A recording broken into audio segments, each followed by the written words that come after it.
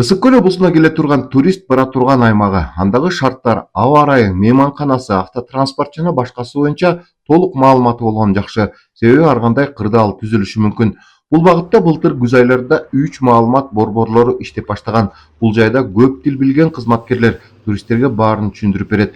Анан калса келген турист борбордон жеңил тамактанып, телефонун кубаттап, эс алып кете алат. Ак Суудагы борбор кызматкерлеринин айтымында кайрылган туристтин көпчүлүгү быйыл Жыргалаң айылы боюнча маалымат алышкан.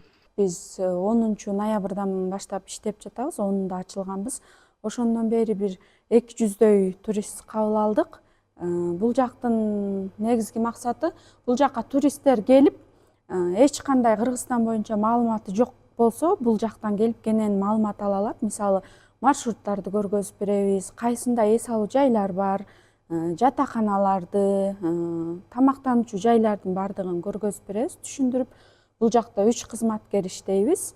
3 кызматкер Кытай тилинде, англис тилинде, орус тилинде жана түрк тилдеринде сүйлөйбүз. Бул жакта туристтер биздин орнаменттер чагылдырылган буюмдардан алып кетишсе болот, өзүлөрүнүн өлкөлөрүнө жеңил тамактанып кетишсе болот, суулар менен камсыз кылабыз.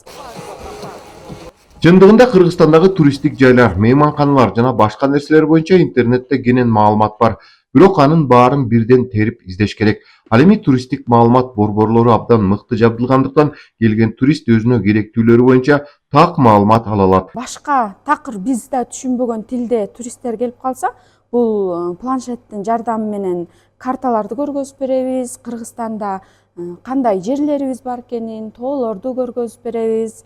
Англис тилин жакшы түшүнбөгөн туристтерге ушул жактан кенен маалымат ала алышат. Кышкысы негизи лыжан сезонунда менин иш убактымда Малайзиядан келишти көбүнчө туристтер. Анан бир 2 жаңы үйлөнгөн жаш жубайлар келишти. Алар Кыргызстанга биринчи жолу келип атышыптыр. Англис тилин дагы аябай жакшы деле билишпейт экен, мындай аз эле түшүнүшөт экен. Анан ушул планшеттин жардамы менен шахты Жыргалаңга өзүлөрү негизи ошол жөнүндө бир аз маалымат бар экен. Бул жактан кенен маалымат берип, кайсыл жакта жатышса болот, кандай машина менен барыш керек деген сыяктуу маалымат берип, бул жактан бир аз өзүлөрү жеңил тамактанып алып, туалет уборныйларыбызга кирип алып, анан кетишти дальше. Ал эми Түп районундагы туристтик маалымат борборуна көпчүлүк коноктор Казакстандан болгон. Аларды албетте тоо лыжа базасы кызыктырган. Борбор 19 ноябрь 2024 жылы ачылган. Ошондон бери иштеп жатабыз.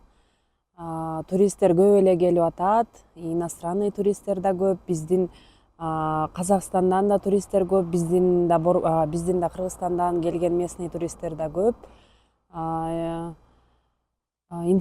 Болгон информациянын баарын беребиз. Кандай жардам керек болсо да берип атабыз. Быйыл каяктардан турист көп болду?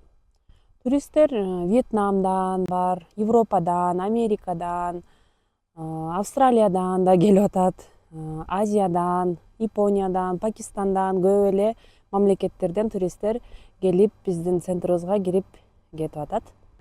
Эске сала кетсек, Ысык көл облусу боюнча туристтик маалымат борборлору ар бир райондо салынуудан. Азыркы тапта булардын 3-өө гана иштеп баштады. Калган райондордо жыл аягына чейин ишке кирет. Туристтик борборлор күнү түнү дем алышсыз иштешет. Эдил Месбек, 7 канал, Ысык көл облусу.